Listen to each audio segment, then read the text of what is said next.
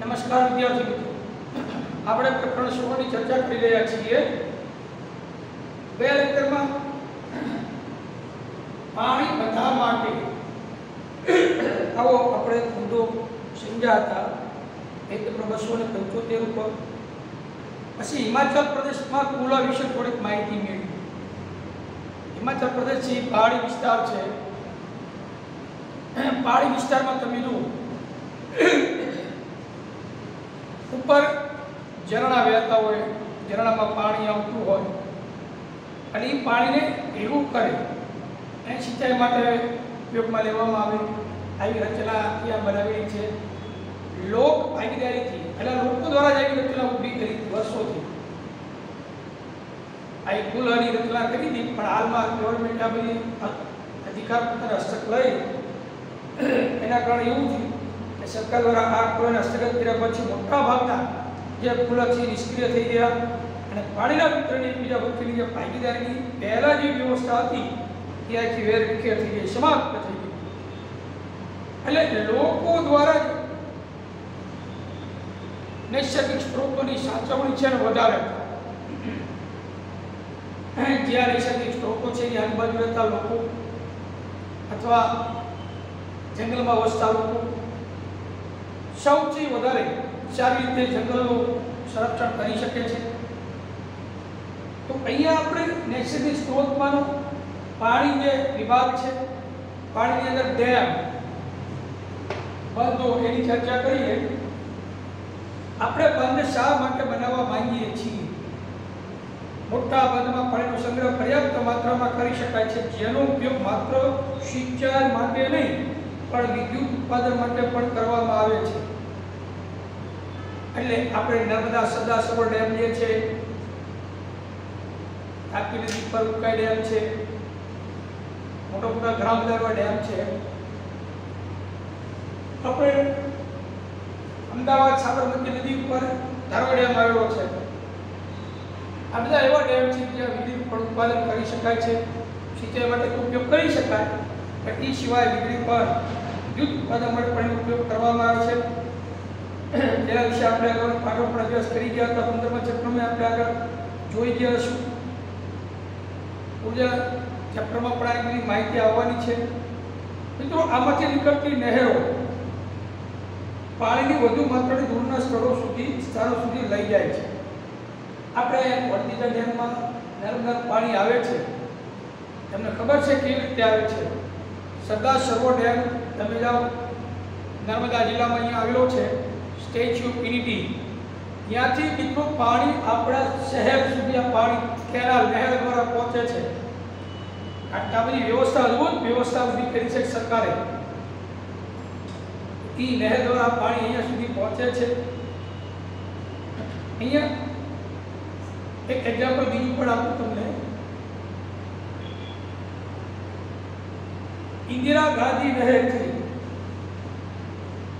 હવે આ ઇન્દિરા ગાંધી નહેર કયા રાજ્યમાં આવેલી છે તમને ખ્યાલ હોય, ન ખ્યાલ હોય તો રાજસ્થાનની અંદર આ ઇન્દિરા ગાંધી કેનાલ વ્યવસ્થા આવેલી છે.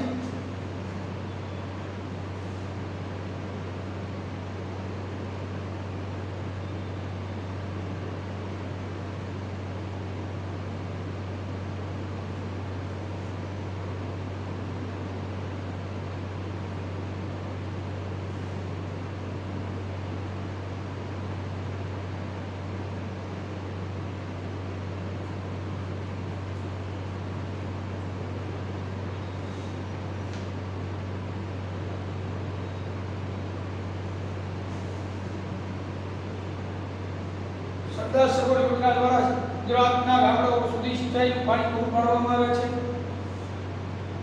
રાજસ્થાન,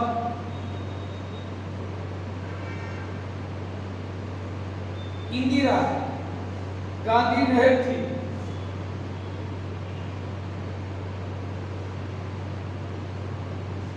રાજસ્થાનમાં ઘણા મોટા વિસ્તારમાં હરિયાળી આવી ગઈ છે.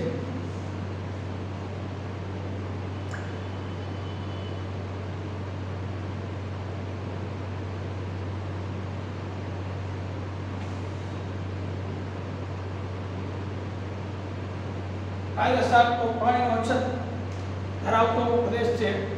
આ રાજસ્થાન રણ વિસ્તારની અંદર ઇન્દિરા ગાંધી નહેરથી પાણીનું સમયાંતરે એટલે કે જરૂર હોય ત્યારે પાણીની પ્રાપ્યતા વધુ અનુકૂળ બનાવી અને ત્યાં હરિયાળી મિત્રો લાવી દીધી છે. પરંતુ પાણીના અયોગ્ય વ્યવસ્થાપનને કારણે માત્ર કેટલાક વ્યક્તિઓ તેનો લાભ મેળવે છે. મિત્રો, ત્યાં પાણીનું વ્યવસ્થાપન અયોગ્ય છે કહી શકાય. કારણ કે જે ધનિક વર્ગ છે વધારે પાણીનો લાભ મેળવી લે છે, શ્રમજીવી કે ગરીબ ખેડૂતોને એનો લાભ મળતો નથી. એના કારણે એવું થાય છે કે કેટલાક લોકો જેનો લાભ મેળવે છે અને તે કારણથી પાણીના વ્યવસ્થાપનના જે લાભ થતો બધાને એમાં ઘણા બધા લોકો એ લાભથી વંચિત રહી જાય છે. એના કારણે એમની આવકમાં ઘટાડો થાય છે. પાણીનું યોગ્ય વિતરણ થતું નથી. આમ પાણીના સ્ત્રોતની નજીકમાં રહેનારા વ્યક્તિઓ શેરડી તેમજ ડાંગર જેવા વધારે પાણી દ્વારા ઉગતા પાકો લઈ શકે છે. આપણે પણ આ બાજુ તમે જાઓ નળકાંઠા વિસ્તારમાં ડાંગરનું વાવેતર કરીએ છીએ. મિત્રો, આપણે પાણીના કારણે વર્ષમાં 3 પાક લઈ શકીએ છીએ, જેથી ખેડૂતોની આવક વધે છે. અત્યારે પણ સમયાંતરે આવકમાં વધારો થવાથી જીવન ધોરણ પણ ઊંચું આવે. જે વિસ્તાર બાજુ પાણીની વ્યવસ્થા નથી, જો અમુક એવા ક્ષેત્રો બાકી છે, આપણે તો પીવાના પાણીની લગભગ તો સમસ્યા નથી. કચ્છ સુધી મિત્રો નર્મદાનું પાણી પહોંચે છે, સૌરાષ્ટ્ર સુધી નર્મદાનું પાણી પહોંચી જાય છે. આપણે સુરેન્દ્રનગરની પણ થોડી વિકાસ થયો છે નર્મદાના પાણીથી, એ આપણે નજરઅંદાજ તો ન જ કરી શકીએ. તો આ પાણીનું વિતરણ જે થાય છે એમાં વ્યક્તિઓ જે છે નજીકમાં રહેનારા વ્યક્તિઓ શેરડી વાવે, ડાંગરને મિત્રો પાણી પુષ્કળ જોઈએ, ચોખાનું વાવેતર કરે, તો ડાંગર જેવા વધારે પાણી દ્વારા ઉગતા પાકને એ લઈ શકે છે. ત્યારે પાણીના સ્ત્રોતથી દૂર રહેનારા જે લોકો છે એ પાણી મળતું નથી હોતું અને એ ડાંગર વાવી શકતા નથી. બંધ એટલે કે ડેમ તેમજ નહેરો બનાવતી વખતે સ્થળાંતરિત કરાવેલી વ્યક્તિઓમાં પણ વ્યવસ્થા વ્યથા અને અસંતોષ વધી જાય છે. કારણ કે આપણે જ્યારે નર્મદા સરદાર સરોવર ડેમનું જ્યારે બાંધકામ થયું એટલે એની જે વ્યવસ્થાના ભાગરૂપે વચ્ચે આવતા ગામડાઓને ઘણું બધું હટાવવું પડ્યું. કેટલાય ગામડાઓની અસર 1300 જેટલા ગામડાઓ છે જે સરદાર સરોવર યોજનાથી અસર પામેલા હોય, એટલે ઘણા બધા લોકો વ્યથા અનુભવે, નારાજગી, અસંતોષ પણ હોય. કારણ કે એમને સ્થળાંતરિત કરવા પડ્યા હોય, કારણ કે તે સમયે કરેલા વાયદાઓ પૂરા કરવામાં આવેલા નથી. એટલે સરકારે કીધું તમને નવા મકાનો બનાવી દેવામાં આવશે અથવા તમને તમારા ખેતર નવા ખેતર લઈ દેવામાં આવશે, પણ આવા વાયદાઓ સરકારે પૂરા કરેલા નથી. જેના કારણે એમનામાં અસંતોષ છે. મોટા બંધોના બનાવવાના વિરોધમાં ઊભા થયેલા કારણોની ચર્ચા આપણે આ પાઠમાં અગાઉના પાઠમાં પણ કરી રહ્યા છીએ. ગંગા નદી પર બનેલો કેહરી બંધ એ એનું ઉદાહરણ છે. ગંગા નદી પર કયો બંધ આવેલો છે?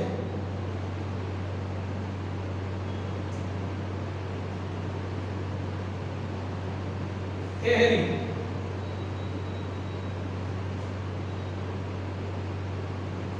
કેહરી બંધ આવેલો છે. ગંગા નદી પર બનેલો કેહરી બંધ દ્વારા આજુબાજુના વિસ્તારોને પણ ખૂબ જ સરસ પાણીનું વિતરણ થાય છે, લોકો લાભ લઈ શકે છે. તમે નર્મદા બચાવો આંદોલન વિષયમાં પણ અવશ્ય વાંચ્યું હશે. સ્ટેચ્યુ ઓફ યુનિટી ક્યારે ગયા હશો, જેમાં નર્મદા નદી પર બનાવેલા બંધની ઊંચાઈ વધારવાનો વિરોધ થઈ રહ્યો છે. જે સરદાર સરોવર ડેમ નર્મદા ડેમ બનાવ્યો છે એની જે પહેલા ઊંચાઈ હતી એની ઊંચાઈ હવે વધારવાનો જેવો આમ તો એ કામ પૂર્ણ થઈ ગયું છે. ઊંચાઈ વધારવાના કારણે આજુબાજુના ગામડાઓને લોકોએ વિરોધ કર્યો હતો, એનું આંદોલન પણ થયું છે. કારણ કે ઊંચાઈ વધારવાથી આજુબાજુના ખેતરો કે ગામના મકાનોને નુકસાન થવાની ભીતિ હતી. મોટા બંધના વિરોધમાં મુખ્યત્વે 3 સમસ્યાઓની ચર્ચા વિશેષ રીતે થતી હોય છે.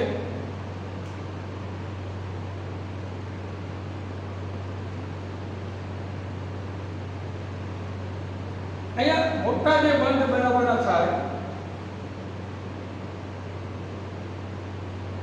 એક પ્રશ્ન પૂછાય છે,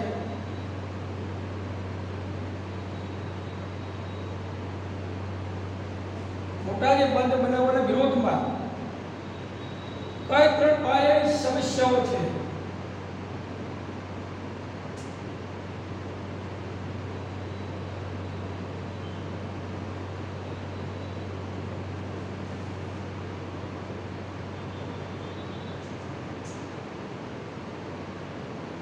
કઈ ત્રણ સમસ્યાઓ છે તો ત્રણ સમસ્યાઓ એક એવી છે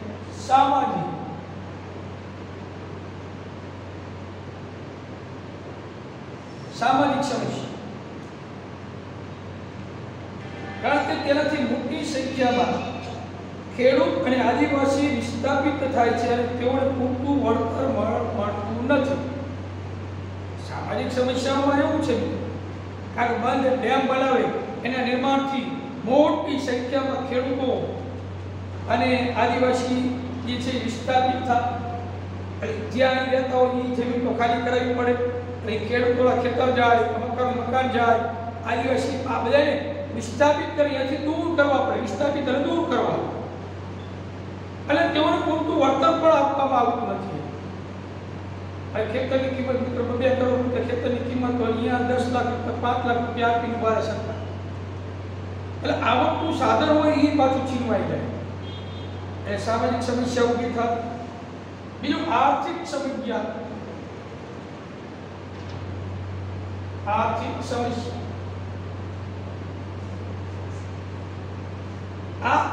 આર્થિક સમસ્યા એવી છે કારણ કે એમાં રોકાયેલા નાના પ્રમાણમાં રોકડ પૂરતા લાભ મળતા નથી મિત્રો નર્મદા ડેમ બનાવ્યો અરબો રૂપિયા વાપર્યા છે પંડિત જવાહરલાલ નહેરુ પ્રાઇમ મિનિસ્ટર હતા ત્યારે એમનું ખાતમુહૂર્ત કર્યું એ વખતે 2000 કરોડના સહયોગથી ખાતમુહૂર્તની શરૂઆત થઈ એ પછી તો આપણે અરબો રૂપિયા વપરાયા માનનીય નરેન્દ્રભાઈ મોદી જે છે આપણા વડાપ્રધાન એમણે આનું શિલાન્યાસ કરી નાખ્યો પૂર્ણ કરી નાખ્યું છે આખું કામ પૂર્ણાવતી એમને આજે જઈ સ્ટેચ્યુ ઓફ યુનિટીનું ઉદ્ઘાટન થઈ ગયું છે એટલે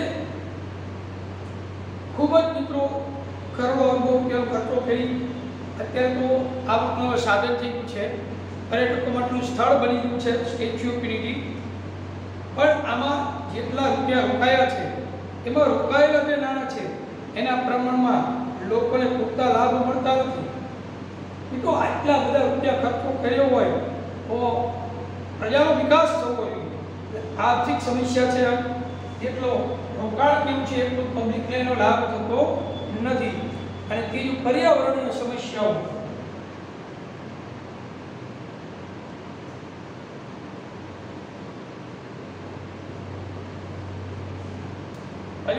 સમસ્યા કારણ કે તેથી મોટા સ્તરે જંગલોનો વિનાશ થાય નહીં જૈવ વિવિધતાને નુકસાન થાય પર્યાવરણ વ્યવસ્થા એની સમસ્યા એવી પર્યાવરણ કોઈ મોટા એવા ડેમ બનાવવાના મોટા બંધ બનાવો સરોવર બનાવવાના થતા હોય એટલે અહીંયા વનસ્પતિ કે જંગલ હોય તો એ બધા કટાઈ કરવી પડે એને મેદાન બનાવવું પડે તો આ બધી બાબતોના કારણે પર્યાવરણને પણ નુકસાન થતું હોય છે એટલે જે પર્યાવરણ સમસ્યાઓ છે એટલે કે ડેમ બનાવવાથી અથવા બંધનું નિર્માણથી મોટા સ્તરે મિત્રો જંગલોનો વિનાશ થાય જંગલોની કાપણી થાય અને જૈવ વિવિધતાને નુકસાન થાય જંગલો કપાય એટલે એમાં રહેતા જે વન્યજીવો છે એમના નિવાસ તંત્રો નષ્ટ પામે એમના નિવાસ તંત્ર નષ્ટ પામે એના કારણે આ જંગલી પશુઓ જંગલી જાનવરોમાં રહેતા પશુ પંખીઓ આ બધાના જે નિવાસ તંત્રથી લુપ્ત થવાના કારણે એમાં મિત્રો એ જાનવરો છે પછી પોષક રહેલા જે સોપાન છે એમાં વિક્ષેપ ઊભો થાય અને શહેરો તરફ ક્યારેક પ્રયાણ કરે માનવો ઉપર પણ હુમલાઓ થાય આવા નિવાસ તંત્ર નુકસાન થવાથી પર્યાવરણ પણ જોખમી ઊભી થાય છે પર્યાવરણ સમસ્યાઓ પણ ઊભી થાય છે તો મિત્રો આવા મોટા જ્યારે બંધ બનાવવાની પરિયોજનાઓ અમલમાં મૂકે સરકાર ત્યારે આવી ત્રણ એવી સમસ્યાઓ છે કારણભૂત સમસ્યાઓ કે સામાજિક સમસ્યાઓ ઊભી થાય આર્થિક સમસ્યા અને પર્યાવરણની સમસ્યાઓ ઊભી થાય છે આ એક આ સમસ્યાઓ હોય છે અહીંયા તમે જોઈ શકો છો વિકાસની વિવિધ પરિયોજનાઓમાં સ્થળાંતરિત થયેલા લોકોમાંથી મોટા ભાગના વ્યક્તિઓ ગરીબ આદિવાસી હોય છે જે ગામડાઓ દૂર કર્યા હતા, જે ખેડૂતો કે ખેતી કરતા આદિવાસીઓ જે સ્થળાંતરિત કર્યા છે, જે જગ્યા છે એ દૂર કર્યા છે, એમાં મોટા ભાગની જે પ્રજા છે આદિવાસીઓ છે, જેઓને આ પરિયોજનાઓથી કોઈ લાભ થતો નથી. વિશાળ ડેમ બનાવ્યો પણ આદિવાસીઓને કોઈ લાભ નથી. સરકાર તો એમનું આવકનું માધ્યમ બનાવ્યું છે અત્યારે, પણ આવક જેના માટે બનાવવામાં આવ્યું છે એ લોકોની આવક વધવી. આદિવાસી જેમની જમીન જે છે એ લોકોને કંઈ થતું નથી. હા, ઉદ્યોગપતિઓને એમને વ્યવસ્થિત પાણી મળી જાય છે. આ પરિયોજનાઓથી આદિવાસી પ્રજાઓને લાભ કોઈ થતો નથી અને તેઓને પોતાની ભૂમિ તેમજ જંગલોથી પણ હાથ ધોવા પડે છે. એમની જમીન જાય, એમના જંગલો પણ જાય છે અને અંતે કોઈ લાભ થતો નથી, કોઈ બેનિફિટ થતો નથી. તો આવી જ્યારે મુશ્કેલી હોય એનો સામનો કરવા માટે આદિવાસીઓ પછી આંદોલન કરે છે. વળી નુકસાનની પૂર્તિ પણ યોગ્ય રીતે થતી નથી. સરકાર કદાચ જે આદિવાસી પ્રજા છે એમના ખેતર, એમના જંગલો જે આવી યોજનાઓમાં ખલાસ થઈ ગયા છે, કપાઈ ગયા હોય, ખેતરોનો નાશ કરી નાખ્યો હોય, તો એમની આજીવિકા રૂપે એમને વળતર પણ ચૂકવવું હોય, પણ એ વળતર એટલું બધું ઓછું આપવામાં આવ્યું હોય છે કે જેનો એ લાભ વ્યવસ્થિત લઈ શકતા નથી. 1970માં બનેલા 1970માં બનેલા તાપી બંધના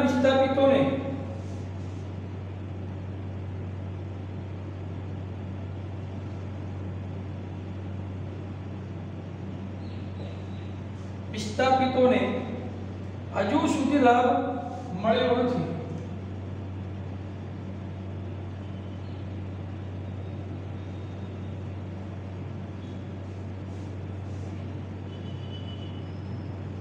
તો જેનો તેઓને વાયદો કરાયો હતો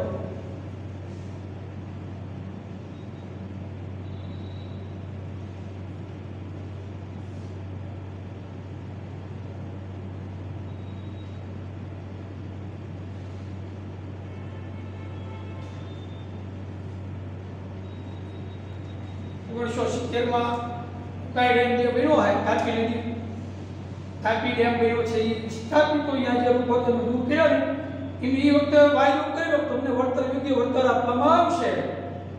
આયુ સુધી એમને કોઈ લાભ મળ્યો નથી. તો આ રીતે આ ડેમથી ત્રણ સામાજિક સમસ્યા, આર્થિક સમસ્યા, પર્યાવરણ સમસ્યાઓ ઊભી થાય છે. પછી બીજો ટોપિક પાણીનો સંગ્રહ.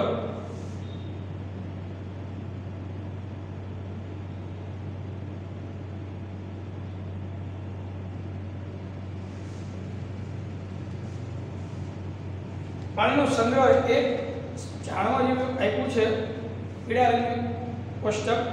એક પરંપરાગત પ્રવૃત્તિના ભારતના વોટરમેનને મોટાભાગે શુષ્ક વિસ્તારોમાં રહેલા સુકાભટ ગામડા અને ગ્રામવાસીઓના જીવનમાં પરિવર્તન લાવવામાં મદદ કરી છે.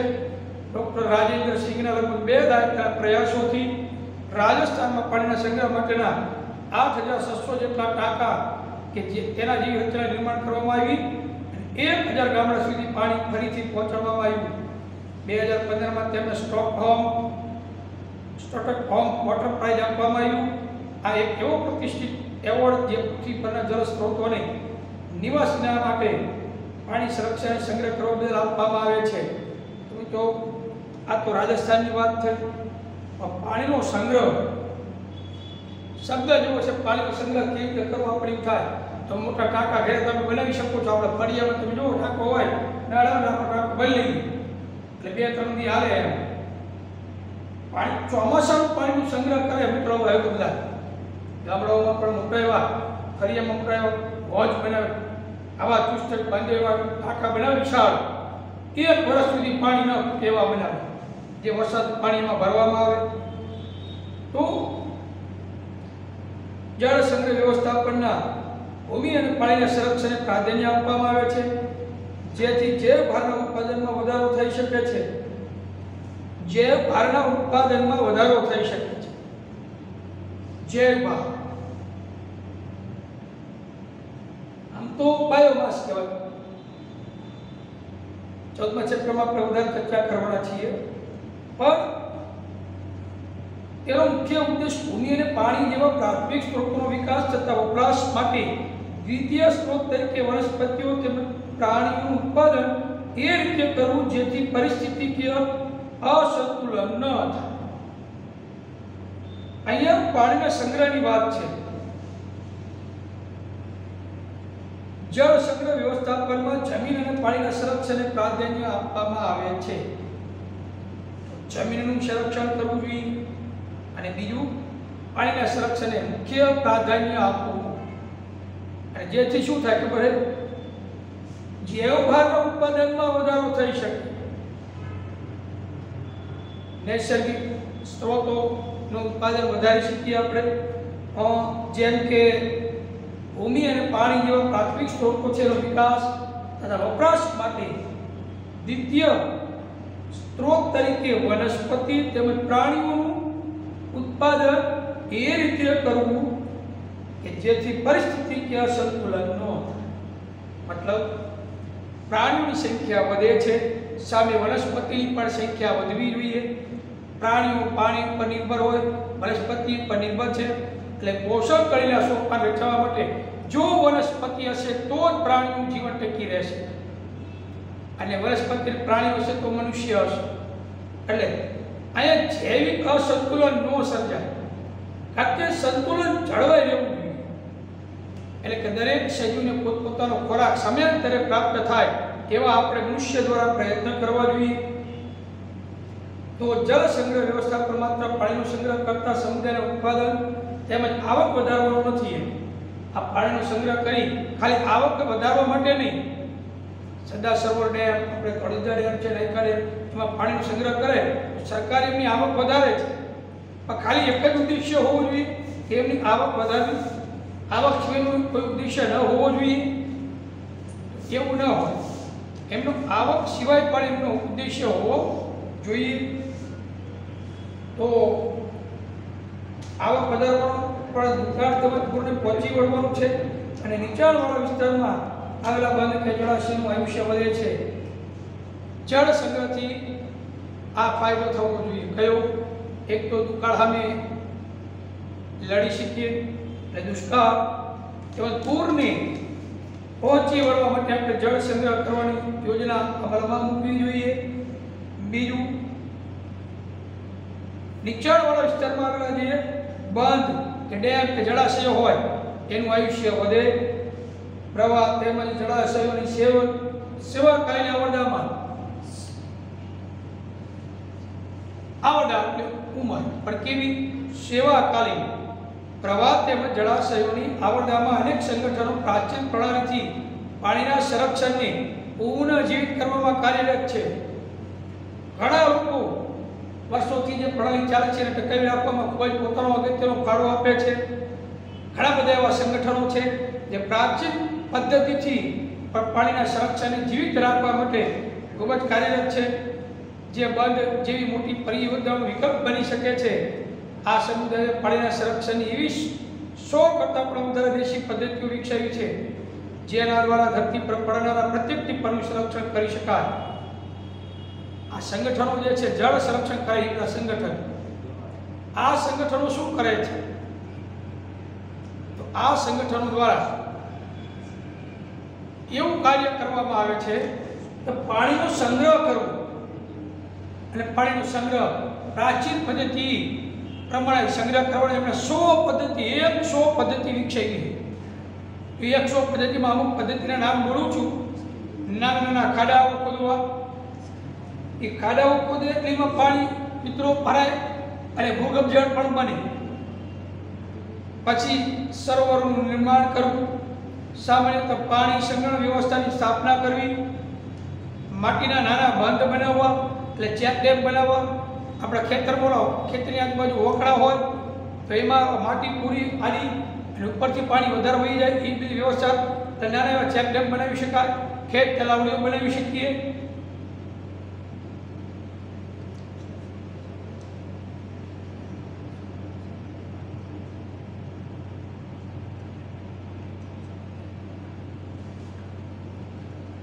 એટલે એ ખેત તલાવડી છે મિત્રો, જેને ખેતરોની ખબર હોય મિત્રો, ઊંચાઈ ઉપર આવી ખેત તલાવડી બનાવવાથી શું થાય ખબર છે? પછી એમાં એવો પાઇપ સિસ્ટમ ફિટ કર્યું હોય કે જેથી વાલ બોલે લાગે ખેતરમાં આમ ખેતર થોડી ઊંચાઈ ઉપર બનાવે, એટલે વગર મશીને કે મોટરે આપણને પાણી ખેતરમાં આપી શકીએ છીએ. પછી રેતી અને ચૂનાના પથ્થરનો ઉપયોગ કરી જળાશય બનાવો. એટલે આવે તો આ સીસી બાંધકામ કરે છે, આ ડેમ બનાવે એવો સરસ મજાના ઘરના ધાબા ઉપરથી પાણીને એકત્રિત કરવું. વરસાદ થાય ધાબામાંથી પાણી જે બંબા દ્વારા પડે એટલે ફરિયામાં મોટા એવા હોજ બનાવવા, હવા ચુસ્ત એવા હોજ બનાવવા અને વરસાદનું પાણી એમાં સંગ્રહિત કરવું, એકઠું કરી શકાય. અને નદીને પણ પુનઃજીવિત થઈ જાય છે. ભૂમિય જળસ્તર વધતું જાય અને નદી પણ પુનઃજીવિત થઈ જાય. ભૂગર્ભ જળ પણ ઊંચું આવે, નદીઓ પણ મિત્રો જીવંત થાય.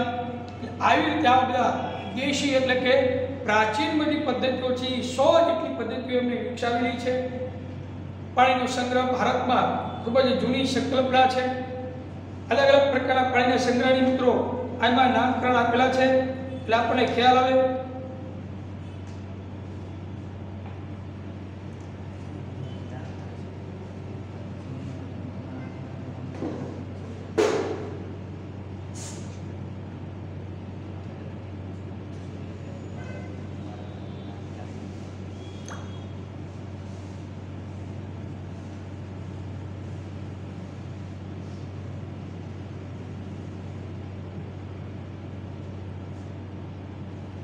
મિત્રો પાણીનો સંગ્રહ ભારતમાં ખૂબ જૂની સંકલ્પના છે. અલગ અલગ રાજ્યમાં કઈ રીતે સંગ્રહ છે?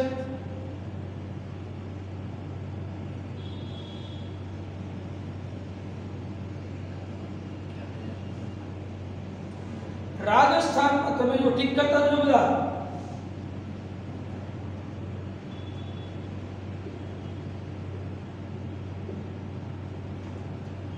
રાજસ્થાન માં પાણીના સંગ્રહની પારંપરિક પદ્ધતિ આપી છે.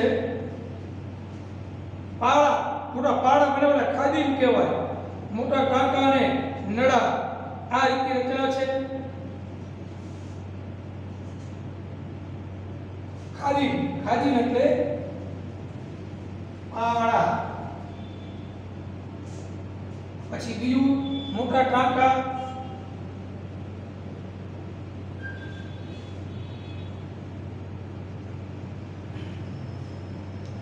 અને મોટા એવા નળા.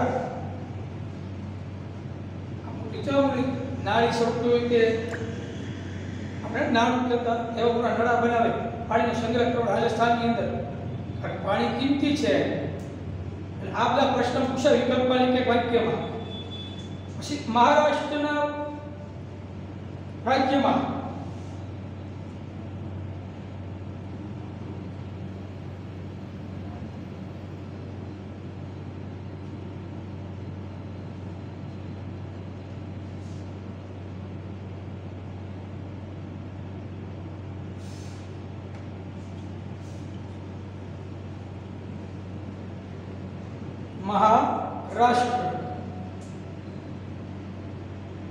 મહારાષ્ટ્રમાં બંધારસ તેમજ તાલ.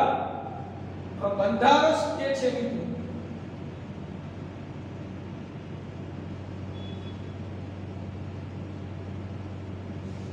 બંધારસ અને તાલ તળાવ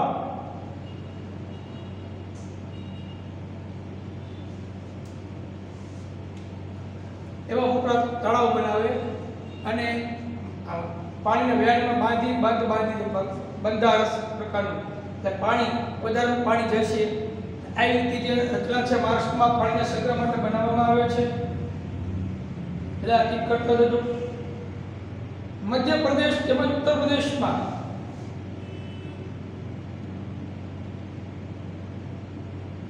મધ્યપ્રદેશ અને ઉત્તર પ્રદેશ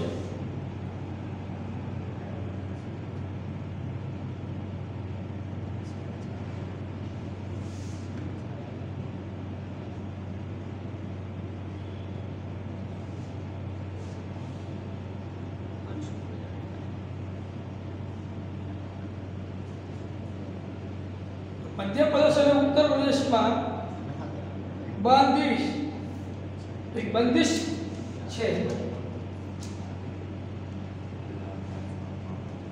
पानी संग्रह तलाव की આપણે કેવી એને બંદિશ કહેવાય એમ પાણી સંગ્રહની રચના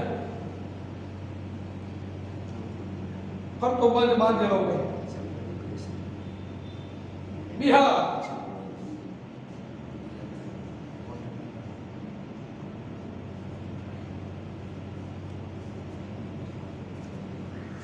बिहार ની અંદર અહા અને પાઈ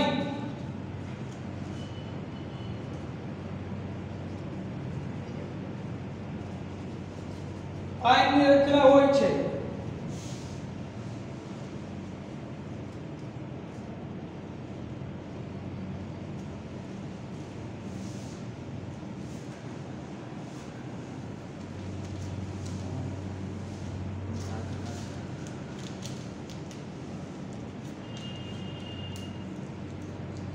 तो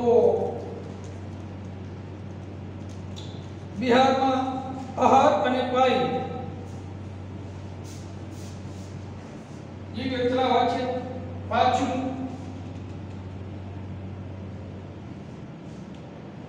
આ બધા તળાવ સરોવર જે છે એની અલગ અલગ રાજ્યોમાં અલગ અલગ પ્રકારે ઓળખવામાં આવે છે। પાણીના સંગ્રહની વ્યવસ્થા બનાવેલી છે। તો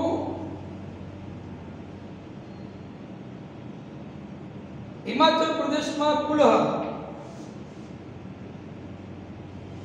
आपने हमणां बात करी थी पहला लेक्चर में। हिमाचल प्रदेश में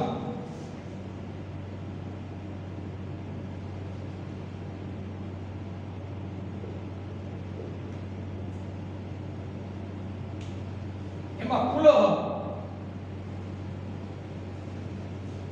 पानी वहेतुं होय ने आ तळाव जेवा भेगुं करे अने छेल्ला खेतरमां पेला पाणी मळे पेला खेतरमां पछी आम रवी रचना आई।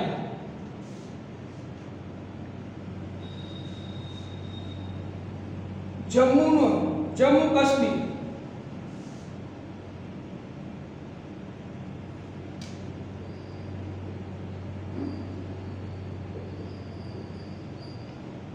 जम्मूनो कांडी विस्तार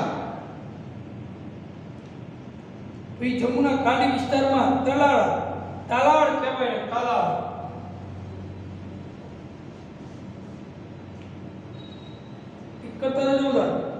तमिलनाडु में एरिस कहेवाय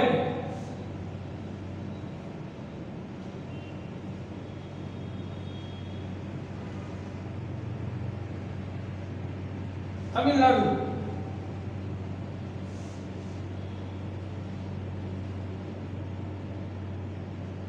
एरिश एने टाको क्या कहेवाय।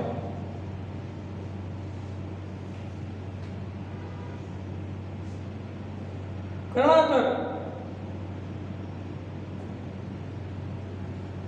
केरल केरल में सुरंगम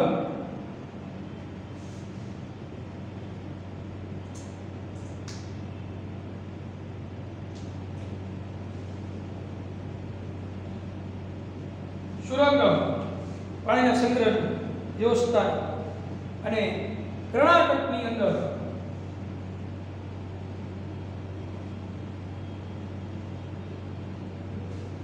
कर्नाटक में कट्टा कट्टा आवा बधा पानी संग्रहना नाम छे। गुजरात में खबर है तलाव डेम आपणे शब्द वापरीए छीए तो आ बधा एक करी लेजो। आ बधा वगैरह प्राचीन पाणी संग्रह અને પાણીના પરિવહનની શરતો આજે પણ ઉપયોગમાં આવે છે। ઉદાહરણ તરીકે 16.4 જુઓ તમે પાણી સંગ્રહ પદ્ધતિ સ્થાનિક વૈચારિકો લાભ પર સ્થાનીય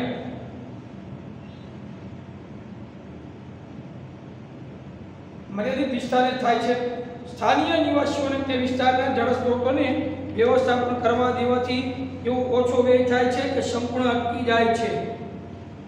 આ પાણીના સંગ્રહના મિત્રો પાછળ એક આકૃતિ આપેલી છે। પરંપરાગત વ્યવસ્થા ખાદી પદ્ધતિનું આદર્શ વ્યવસ્થાપન આપ્યું છે. મિત્રો જો એક ઊંડાનો વિસ્તાર આપ્યું છે. ખાદી બંધ બનાવ્યો હોય એટલે પાણી અહીંયા પાક વિસ્તાર હોય તો જે બંધ બનાવ્યો હોય એમાં ક્ષારનું પ્રમાણ ઘટતું જાય. પાણી ભૂગર્ભ જળ તરીકે પાછળ જે હોય છે ખાદી વિસ્તાર તરીકે વનસ્પતિને પણ પોષણ મળતું રહે.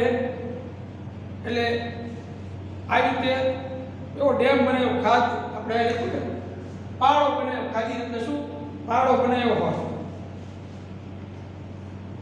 તો મોટા સમતલીય ભૂમિય ભાગમાં પાણી સંગ્રહનું સ્થળ મુખ્યત્વે અર્ધચંદ્રાકાર માટીના ખાડા અથવા નીચાણવાળા ભાગ જે હોય એ ચોમાસાની ઋતુમાં અને વર્ષા ઋતુમાં પૂરી રીતે ભરાઈ ગયેલા નાળા અથવા પ્રાકૃતિક જળમાં પર બનાવેલા ચેક ડેમ જે કોન્ક્રીટ અથવા નાના કાંકરા કે પથ્થરો દ્વારા બનાવાય છે. એટલે તમને ચેક ડેમ તો ખબર હશે, આપણે કાળી કપચી સિમેન્ટ રેતીથી બનાવવામાં આવે છે. હા, સળિયા પર નાખવા પડે, આરસીસી બાંધકામ બનાવવું પડે. આવા નાના બંધોના અવરોધના કારણે ચોમાસામાં પાણીના તળાવો ભરાઈ જતા હોય છે. માત્ર મોટા જળાશયોમાં પાણી સંગ્રહ સમગ્ર વર્ષ દરમિયાન ભરેલું રહેતું છે, સમગ્ર વર્ષ રહે છે. પરંતુ જે નાના જળાશયો છે એમાં પાણી 6 મહિના, 3 મહિના, 4 મહિના જ રહે. ખેત તલાવડી બનાવ્યું હોય તો મિત્રો 2 મહિના જ રહે. 2 મહિના પાણી સુકાઈ જાય. એટલે આ પાણી 6 મહિના કે તેનાથી પણ ઓછા સમય સુધી રહે છે. તેના પછી તે સુકાઈ જાય. તેનો મુખ્ય ઉદ્દેશ પાણી સંગ્રહનો નથી. તો મુખ્ય ઉદ્દેશ પાણી સંગ્રહનો પણ તળ જમીનમાં જે પાણી રહ્યું ને એ મિત્રો ઉપર લાવવાનો છે. એટલે ભૂમિગત જળ જે છે તૂટી ન રહે. એટલે પરંતુ ભૂમિય જળ સ્તરમાં સુધારણા કરવાનો છે. પાણીના ભૂમિય જળના સ્વરૂપમાં સંરક્ષણના ઘણા બધા લાભ થાય છે. ભૂમિય જળથી અનેક લાભ થાય છે. તે બાષ્પ બનીને ઉડી પણ જતું નથી, પરંતુ આજુબાજુમાં એ ફેલાઈ જાય છે. મોટા વિસ્તારમાં વનસ્પતિને ભેજ આપે છે. તે સિવાય તેનાથી મચ્છરોની સમસ્યા થતી નથી. ભૂમિય જળ હોય એટલે એ બાષ્પીભવન તો થાય નહીં, જમીનમાં રહે, આજુબાજુ જમીનમાં ફેલાઈ જાય. મચ્છરોની પણ સમસ્યા ન થાય. ભૂમિય જળથી માનવ તેમજ પ્રાણીઓના ઉત્સર્ગ દ્રવ્યોથી સરોવરો અને તળાવોમાં સ્થિર થયેલા પ્રદૂષિત પાણીની તુલનામાં વધુ સુરક્ષિત છે. તમે જો મનુષ્યના મળમૂત્ર, પ્રાણીઓના મળમૂત્રથી આજે સરોવર કે ડેમના બંધના પાણી દૂષિત થાય છે, એના કરતાં જમીનનું જે તળ પાણી છે, ભૂમિગત જળ જે છે એ વધુ શુદ્ધ અને સુરક્ષિત છે. નીચે જે ખાદીની રચલાઈ છે આકૃતિ, તમારા નિવાસના વિસ્તારની આજુબાજુ પાણી સંગ્રહની પરંપરાગત પદ્ધતિ વિશે જાણકારી મેળવો.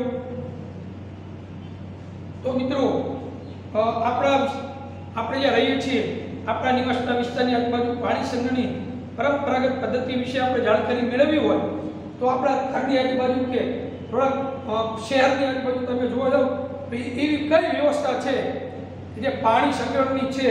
તો મારા મત પ્રમાણે એક તો તળાવ, કૂવા અને વાવ હશે.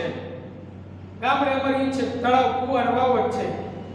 આપણે અહીંયા પણ આ થોડીક જગ્યાએ છીએ એવું જોઈએ રચલાય.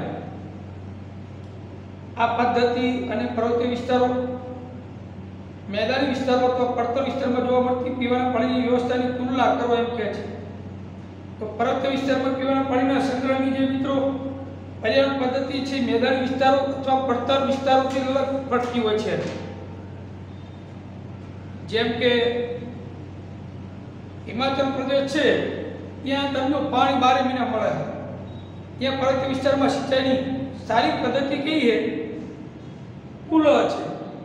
હિમાચલ પ્રદેશમાં ત્યાં સિંચાઈ માટે પાણીનો સંગ્રહ કરવાની વ્યવસ્થા.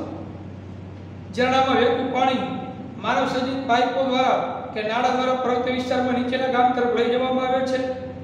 જ્યારે મેદાની વિસ્તારમાં પાણી ચેક ડેમ બનાવેલો હોય તો ટેન્ક, કોઈ એવા તળાવ, તાલ કે બાંધીશમાં સંગ્રહવામાં આવે છે.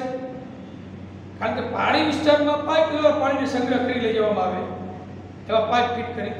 અને મેદાની વિસ્તારમાં એને તળાવ કેવી રીતે ગોઠવવામાં આવે. તમારા વિસ્તારમાં પાણીના સ્ત્રોતની તપાસ કરો. શું આ સ્ત્રોતથી પ્રાપ્ત પાણી એ વિસ્તારના બધા જ રહેવાસીઓ માટે પ્રાપ્ય છે? તો તો આપણા વિસ્તારમાં મ્યુનિસિપાલિટી કોર્પોરેશન જે છે એના દ્વારા પાણીનો સ્ત્રોત આપણને પૂરો પાડવામાં આવે છે. આ ઉપરાંત સોસાયટીના બોર દ્વારા ભૂગર્ભ જળ પ્રાપ્ત થાય છે. આમ છતાં ઉનાળામાં ગરીબ અને નીચલા વર્ગના લોકોને દૈનિક જરૂરિયાતના પાણી માટે વોટર ટેન્કર પર આધાર રાખવો પડતો હોય છે.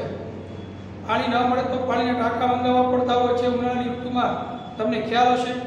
તો આવી રીતે આપણે પાણીનો સ્ત્રોત મેળવવા માટે આપણે આવી બધી પ્રવૃત્તિમાંથી પસાર થવું પડતું હોય છે. તો મિત્રો અહીંયા પાણીનો જે મુદ્દો છે આ પૂર્ણ થાય છે. પછી આપ્યો છે કોલસો અને પેટ્રોલિયમ. એની ચર્ચા આપણે કાલે કરશું. નમસ્કાર.